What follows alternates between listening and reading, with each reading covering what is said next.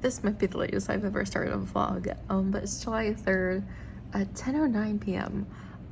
I just was looking through my photos and I realized there's no video clip from today yet, and I need that because I've been doing a 1 second a day video as well, and we've managed to successfully get through June 30th doing it, and I'm not gonna rue it now on July 3rd, so we're making sure we're getting this clip. I just had a pretty like chill day. But we have a corner beanie right here. This is my little baby.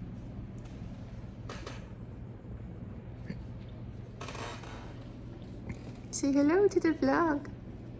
Corner beanie. Oh. Hey guys, it is Sam. It is the 4th of July. It's Captain America's birthday. It's also Independence Day here in the US. I'm taking a pretty chill today. I went to the craft store. I'm currently making an order. The bright side is when you get an order like yesterday, the day before a holiday, you're like, I don't have to rush this order because the post office is closed today. But I'm just making bracelets, and I just kind of want to like film a little chit chat, little life update. So it's kind of wild. In a month from now, I will be back in my classroom, not teaching, but it will be pre-plan time, which as a teacher, pre-plan is the week before students arrive. You're getting your classroom set up. There's all these trainings. There's usually all these meetings. The trainings are like the annual ones, like just a lot of safety ones. I think cyberbullying is one. Like just the things that you have to like look for and be able to identify. I forget all of them training. When it comes to plan time, I will be filming all of that because I didn't really film that last year. I feel like I got back into YouTube late fall last year after taking a couple years off. So I've had my YouTube channel since October 2016. It's when I switched, like I was making a blog. It's when I switched my Instagram username from my old username to simply Samantha Grace. That was kind of like the start of this era. And then I really was like making a lot of stuff. I was filming a lot. My problem is there got to a point where I had filmed so much, but didn't edit it. I wasn't as smart with my editing as I am now. I've always just filmed on my phone. There was a period of time where I would do some sit-down videos on the camera, but I would have to like use a mirror to see behind it because there was no like flip-down screen. So that was not fun, but I like filming on my phone. It's a lot easier, and it's a lot easier to edit with all like these apps and stuff. There's two apps. So I use InShot for vertical content, and then I use just the iMovie one for horizontal content like this. It just seems to do better because InShot's great, but it sometimes feels like when a video is over a certain length, it won't export it, whereas like iMovie will export all lengths as long as there is room on your phone. And then, I'm sorry, I'm listening to a podcast and it's hard to think about what I want to say while I'm listening to You Can Sit With Us, which is it's usually Becky, Matt, and Maggie, the try like spouses, basically. But this week it's Matt and Maggie, and then they have Nick on, who is like one of the like he's the COO of Second Try. Him and like Rachel do like a lot of the jobs, so he's kind of explaining it and his experiences, which is kind of cool to learn about. But as I was saying with the vlogging, did it really consistently, and then I kind of stopped in 2020 because I had just gotten backlogged on a lot of content, really wasn't uploading. It felt weird to upload like old videos when like the world was in such a weird state back in 2020. So then I got like a lot of content vlogs that are just now maybe starting to see the light of day through from the vault content, just because I'm trying to get them off my phone, but I don't want to delete it. And sometimes manually backing up to the computer, I feel like takes 75 years. Like we have it backed up on iCloud, but I just also always love backing up to my computer, backing up to an external hard drive, just because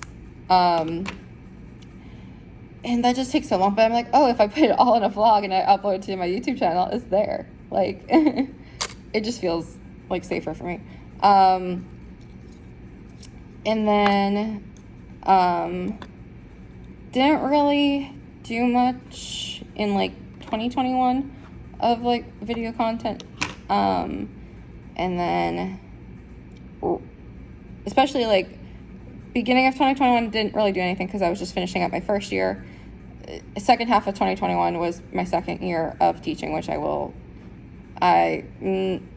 my second year of teaching was the hardest year for me mentally, physically, and emotionally. I was just not in a good place that year. Also experienced my first heartbreak that year, so it was just like late 2021 into early 2022 during my second school year was just not a good spot for me. So I didn't really film anything. And then that summer, like Casey and I were hanging out a lot. I was feeling like I was starting to like get back into like just me personally was like really starting to do it. I stopped dating apps in 2021, but we've started them again this summer, and I'll talk a little bit more about that in a moment. And so it was just like really trying to like find myself, feel alive again, as where it was, just like bring joy back. Especially I sometimes look at like how I was this time last year, and it was just like you could see there was like life again in my face, because it just, that second year really took a toll on me. And I was happy because I was going to a new school. I love my current school. They are amazing. I'm so excited for year 4. And then I also think, literally, it's funny to think about this time a year ago. I'm not doing anything today just because of choice, but literally a year ago today, I couldn't do anything on 4th of July because a year ago, I finally got COVID, which was, it's kind of funny to think that was like a year ago. And then just was got into my new school. I was doing more vertical content, and that kind of really brought me back into forgot how much I love making videos, how much I love making content. Because I've just always been someone who loves taking pictures and documenting memories. So I was like, I do it more for me. And then come fall, I was just like, you know what? I think maybe Casey was the one she wanted to start YouTube again.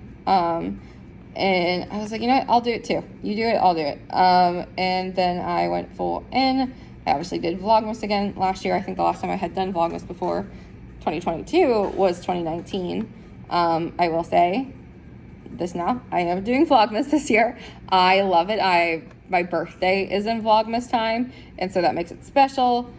And then also there's a couple of things that I know are going to be happening in December that I think will just make it so much fun to document just for the memories aspect.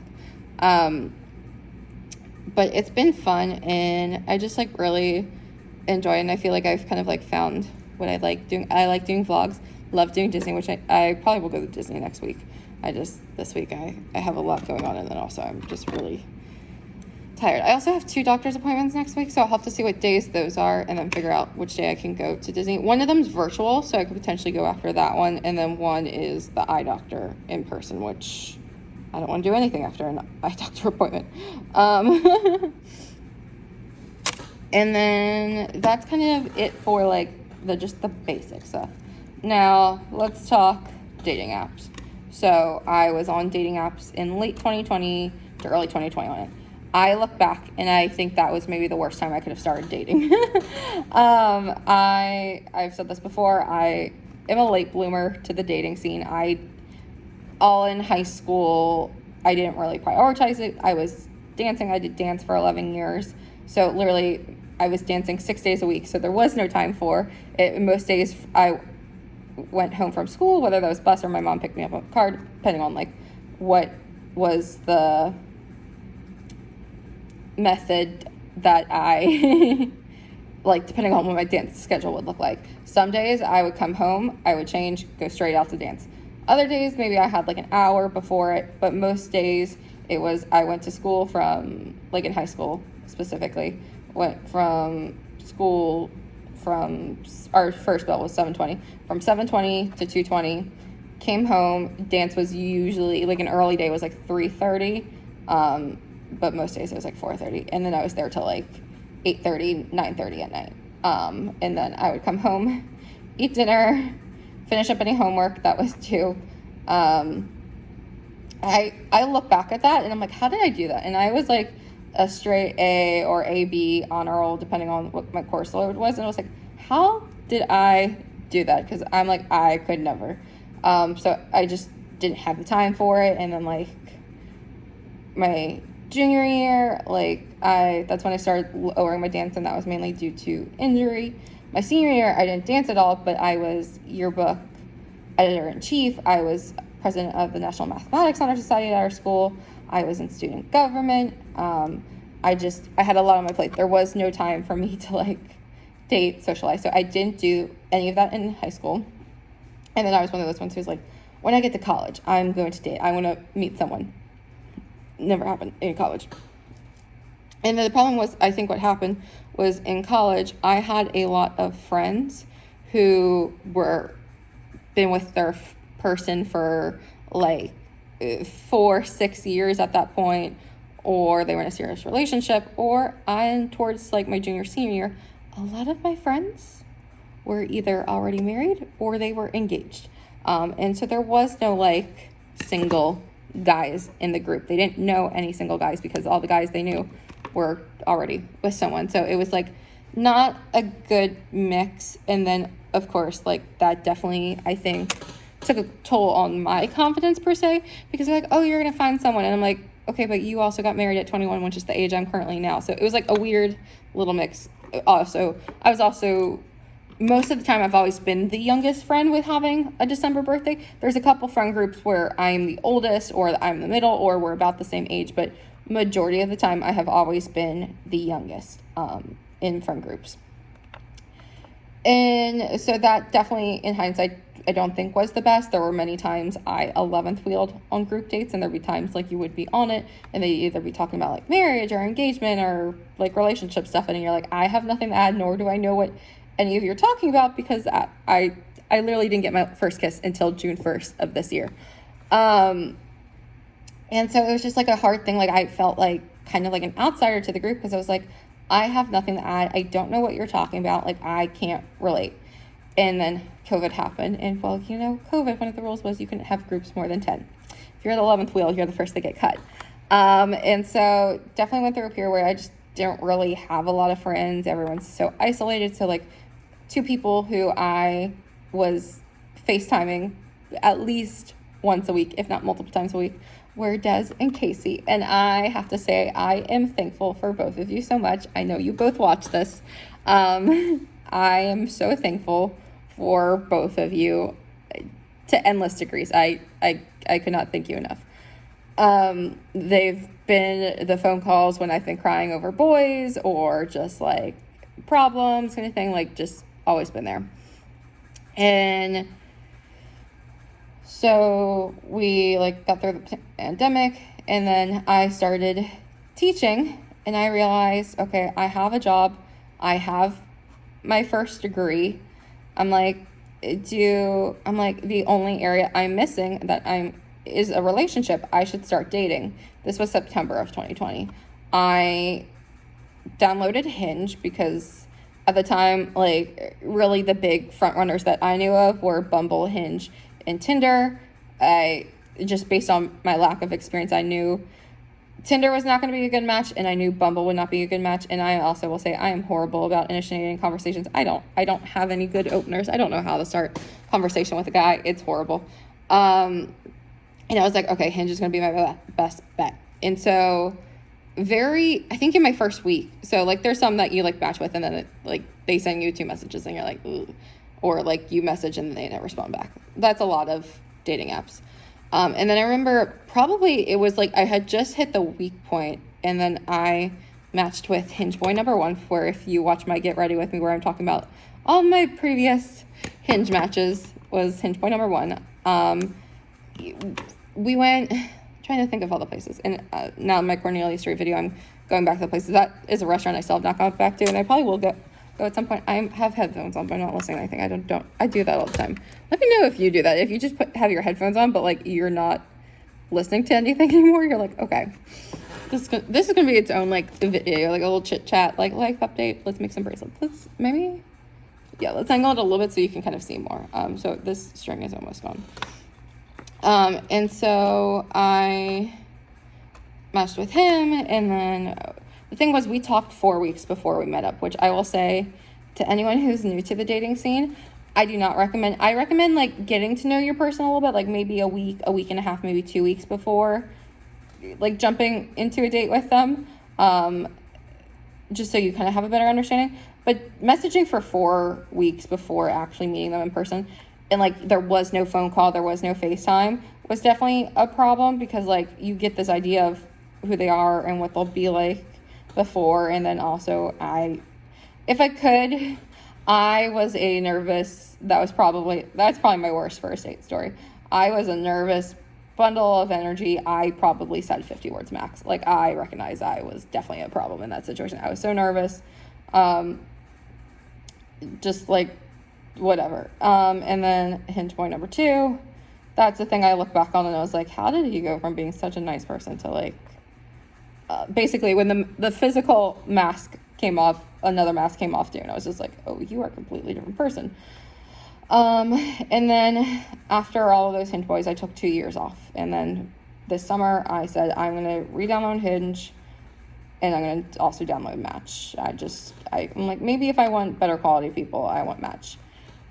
And maybe there are some people out there, but I will say, if you were 25, Hinge is definitely still the best one, just in my own experience. I also think location plays a big part, because there were so many guys on Match that were liking my profile. I'm like, oh my gosh, they're great. And I'm like, oh, how far are they? Like, I want to see.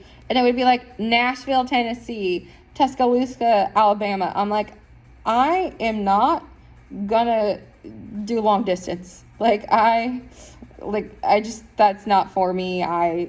There are certain career paths that like I just know I wouldn't mash well with, just because of like how I am as a person. And like long distance or something that requires them to be away a lot, just, it's not gonna work. And so like seeing the guys were in a completely different like state was like a problem. Like there were very few guys who had like Orlando, Kissimmee, like those are kind of like the edge of my range. It was so many, like there was Jacksonville, there was Miami, there literally Alabama. I even got a Connecticut, which I was like, you are so far away. And it was just like not a good mix. And so yesterday my membership expired and I deleted my profile. I was not finding anything on there, even though I did match with one guy on there, and then that was both my first kiss and then another heartbreak this summer. And so now we're just sticking the Match, not Match, Hinge. I'm on the free version, which you get 10 free likes a day, and then I've bought roses, which are kind of like a super like, and there's like a little standout section where you can only like use roses, which is kind of fun. Currently there is one guy I'm like messaging with, and I will say the talking stage is the worst, because you're like, oh, like they seem nice, they seem great, but then it's like there is no pressure, there is no commitment in that era, so like they could take as long as they want to respond. So that's definitely a hard thing. And I will also say, like, even the quality that I'm seeing, it's just not what I'm looking for. Like, I'm a person that, like, I've been single forever. Like, even though there's been guys who I've, like, dated, like, 10 dates, but never put a label on. So I've never had, like, a labeled boyfriend kind of thing. I've just had people that I've gone on many dates with over many, like, months, and you're like, that should have been a red flag in itself. And it just, I'm like, at this point, I'm like, I am going to have the highest standards possible. I'm going to be picky as possible. And I don't care, because if I've waited this long, you best believe I'm going to find someone who matches everything I'm looking for, because I have waited this long. And so I'm on there. There's some people who are like, they sound interesting. Now, one thing that was weird about Match versus Hinge is I didn't realize this until like my last couple of days on Match. So on Hinge, you send a like and it's a shot in the dark if they match back with you or whatever. Like, there's no way to see if that person's viewed your profile, at least that I'm aware of.